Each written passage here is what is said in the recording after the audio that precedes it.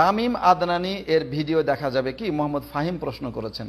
তামিম আদনানি যে কে, তামিম আদনানি যে কে এবং সে আলেম না জালেম না কি, এটা কেউ জানে না।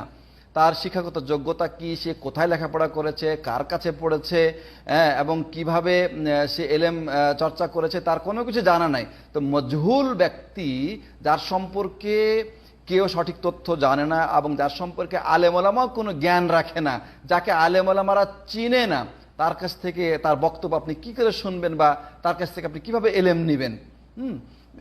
সালাফে সালেহিন সেই তাবিদ জামানা থেকে ওলামাগণ বলে আসছেন, সাম্মুলানা রিজালাকুম, তোমরা যার কাছ থেকে এলেম নিচ্ছ তার পরিচয় বলো, তার পরিচয় বলো।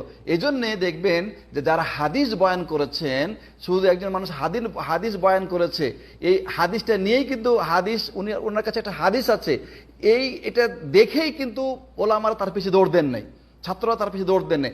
আগে তার সম্পর্কে জেনেছেন যে লোকটা কেমন, তার নাম কি, তার বাপের নাম কি, তার বংশের নাম কি, তার লেখাপড়া কি, কার কাছ থেকে হাদিস নিয়েছেন, তার কাছ থেকে কারা কারা হাদিস নিয়েছে, এগুলি সব সম্পূর্ণরূপে তারা দেখেছেন। এবং তার সম্পর্কে কোন আলেম কি মন্তব্য করেছে, কোন আলেম ভালো মন্তব্য করেছে, মন্দ মন্তব্য করেছে, ভালো করলে ভালো মন্তব্য কেন করেছে, মন্দ করলে মন্দ মন্তব্য কেন করেছে, হ্যাঁ, এগুলি তারা দেখে তারপর ওই ব্যক্তির কাছ থেকে তারা হাদিস নিতেন। আর আমাদের সমাজে একজন দাড়িওয়ালা, হ্যাঁ, মানে ওর কিছু এলেম আছে কিনা, দু চারটা কথা সে একটু সাজাইয়া সুন্দর করে গুছাইয়া বলে দিল, ওরে আল্লাহ, এই হলো আলেম। একটু সুর করে, একটু মানে হেলে দুলে, একটু গান গেয়ে কথা বললো, মানুষ ভাবলো যে এই হচ্ছে আলেম। আরেকজন ধরে যে সুন্দর করে গুছাইয়া সাহিত্য সমৃদ্ধ করে সে মানে কথা বলতে পারছে, কয়েকটা আয়াত সেট করে, হাদিস সেট করে কথা বলতে পারতেছে, মানুষ মনে করছে সেই হচ্ছে একজন বড় আলেম।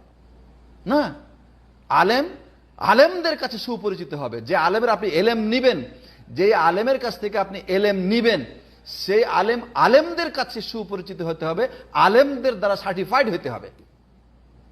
ইমাম বুখারী রহমতুল্লাহ আলাইহি এত বড় একটা কিতাব লিখেছেন, তারপরেও তিনি আবু যুর রাজি, ইয়াহইয়া ইবনে মাইন, তারপরে ইমাম আহমদ বিন হাম্বল, এরকম বড় বড় আলেমদের কাছে, মুহাদ্দিসদের কাছে ওনার কিতাবটা নিয়ে যে দিয়েছেন যে এই কিতাবটা একটু দেখে দেন আপনারা, যেটাকে আমরা সম্পাদনা বলি। তখন ওনারা এই কিতাব দেখে দিয়েছেন, আরো অন্যরা দেখেছেন। দেখার পরে ওনারা এই মন্তব্য করেছেন যে আসাহুল কুতুবে বাদা কিতাবিল্লাহ সহিহুল বুখারী, আল্লাহর কিতাবের পরে সবচেয়ে বিশুদ্ধতম গ্রন্থ হচ্ছে বুখারী। তারপরে না এটা মানুষের সমাজে ছড়িয়ে পড়েছে। তো এজন্যে কোনো ব্যক্তি থেকে ইলম নেওয়ার ব্যাপারে সেই ব্যক্তির সম্পর্কে ওলামাগণদের মন্তব্য আপনাকে জানতে হবে। আর তাছাড়া ওই ব্যক্তির যে যার নাম আপনি নিলেন, তামিম আদনানি, সে তো সুস্পষ্ট ভাষায় সে নিজের পরিচয় তুলে ধরেছে যে সে জঙ্গিবাদকে পছন্দ করে, চরমপন্থাকে সে পছন্দ করে এবং জঙ্গিবাদী যারা আছে তাদের সাথে সে জড়িত, সুস্পষ্টভাবে বলেছে। তাহলে তার কাছ থেকে আপনি কিভাবে এলেম নিতে পারেন বা তার কাছ থেকে আপনি কিভাবে তার বক্তব্য শুনতে পারেন? এটা কি করে সম্ভব হয়? এজন্য বলবো যে নির্ভরযোগ্য সুপরিচিত আলেমদের কাছ থেকে আপনি এলেম নেবেন, যারা আহলে সুন্নাত ওয়াল জামাত সহি আকীদার আলেম রূপে পরিচিত, তাদের কাছ থেকে এলেম নেবেন। হ্যাঁ, তাহলে আপনি ইনশাআল্লাহ নিরাপদ থাকবেন, আপনার এলেমের এবং আমলের বিষয়টা নিরাপদ থাকবে ইনশাআল্লাহ।